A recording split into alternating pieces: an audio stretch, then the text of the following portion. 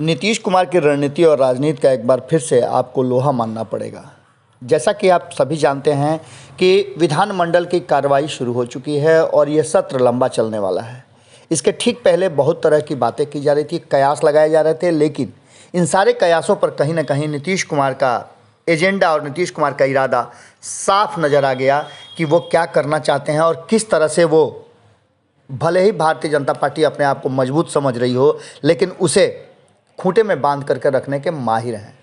आज के भोरे भोर में विधानसभा के ये पहले दिन की कार्रवाई और उससे निकलने वाली बातें और उसके साथ साथ नीतीश कुमार के इरादा, उनके चेहरे के हाव भाव और बॉडी लैंग्वेज बहुत कुछ कह रहे थे। आज के भोरे भोर में हम इन्हीं बातों पर चर्चा करेंगे और ये बताने का प्रयास कर रहे हैं कि आने वाले समय में बिहार किस करवट बैठेगा, सरकार के इरादे क्या हैं और सरकार के मुखिया नीतीश कुमार आखिर चाहते क्या हैं।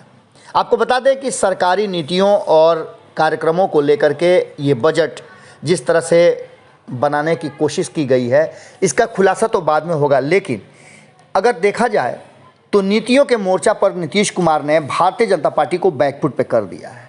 आपको बता दें, सूबे में विकास के लिए बनाई जा रही इको टूरिज्म पॉलिसी को से लेकर के हर वो चीज़ें दिखाई जा रही हैं जिसमें नीतीश कुमार की प्राथमिकता हो और नीतीश कुमार खुल करके सामने आ रहे हों।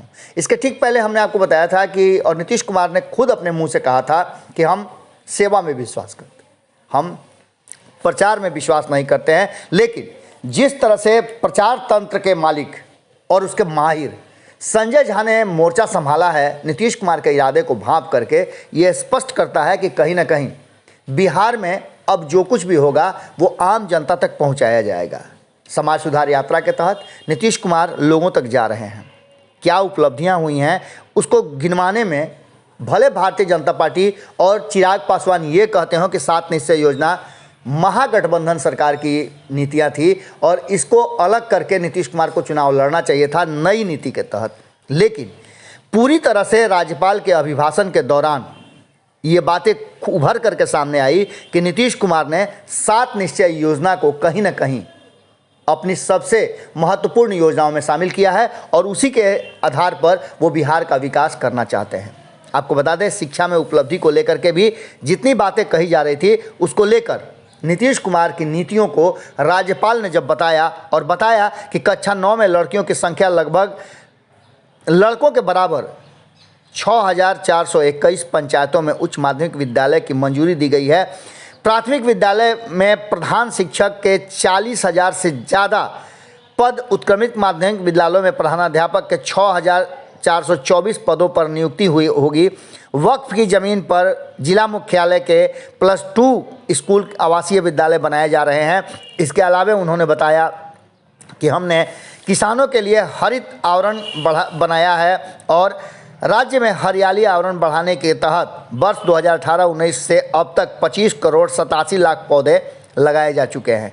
इसके साथ ही उन्होंने नौकरी और रोजगार के क्षेत्र में भी स्पष्ट तरीके से अपनी नीतियां और जिस तरह से उन्होंने काम किया है उसको स्पष्ट किया है। महिला को लेकर के उन्होंने कहा कि इस क्षेत्र में जीविका के समूह में 10 लाख स्वयं सहायता समूह की संख्या बढ़ाकर 10.31 लाख कर दी गई है। जीविका से 1 करोड़ 27 लाख महिलाएं जुड़ी हैं। अस्पतालों और आवासीय विद्यालयों में दीदी की रसोई चल रही है। इसके अलावा उन्होंने बताया कि ईबीसी, अनुसूचित जाति और जनजाति के लिए भी सरकार ने बेहतर काम किया है। रोजगार की दिशा में मुख्यमंत्री ग्राम परिवहन योजना के तहत कमजोर तबके के युवाओं को प्रति पंचायत 7 वाहन खरीद कर दिए गए हैं। 1 लाख का अनुदान कार्यक्रम शुरू किया गया है। अल्पसंख्यक छात्रों के लिए नौकरियों के लिए मुफ्त कोचिंग चलाई जा रही है और ये सब नीतीश कुमार की सोच और उनके इरादे का स्पष्टीकरण है।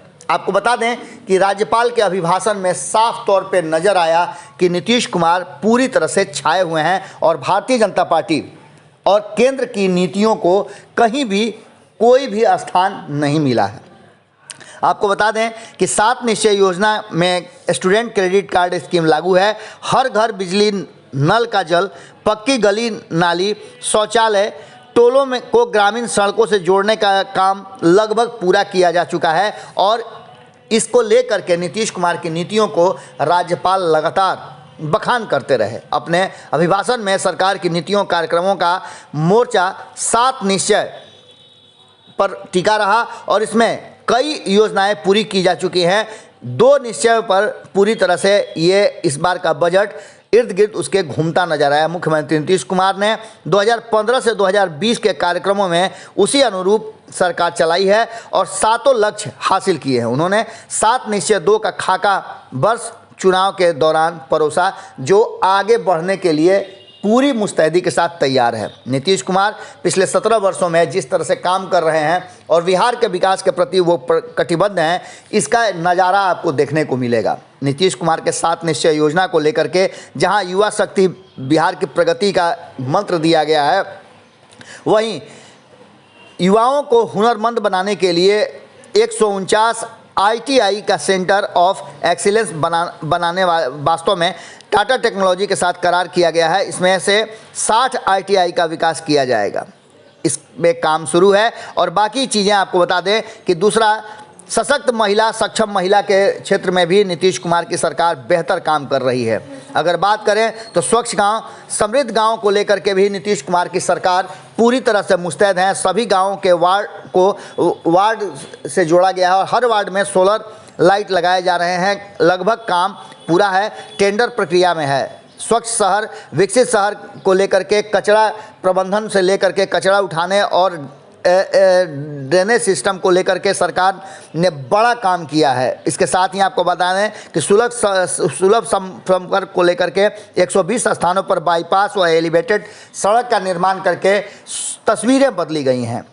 सबसे बड़ी बात है कि सबके लिए अतिरिक्त स्वास्थ्य सुविधा के क्षेत्र में भी 242 स्थान चिन्हित किए गए हैं। इन्हें टेलीमेडिसिन से जोड़ा जाएगा और बाल हृदय योजना को लेकर के नीतीश कुमार ने बेहतर काम किया है। इन सारी बातों को लेकर के जिस तरह की चीज़ें नज़र आईं और नीतीश कुमार के इस इरादे को लेकर के जो भारतीय जनता पार्टी बैकफुट पर नज़र आई और नीतीश कुमार और तेजस्वी यादव के बीच में, सदन के बीच जिस तरह से लाइव बातें सुनने को मिली, देखने को मिली और दोनों में जिस तरह का अपनत्व तो देखने को मिला, बात करने का जो नया तरीका था, उसे देखने से स्पष्ट लगता है कि नीतीश कुमार अब पूरी तरह से खुलकर सामने आ गए हैं। आपको बता दें कि नीतीश कुमार के नीतियों को लेकर के और नीतीश कुमार के इस नए तेवर को लेकर के भारतीय जनता पार्टी भी पूरी तरह से अब अपने आप को बदलने की कोशिश में लगी हुई है।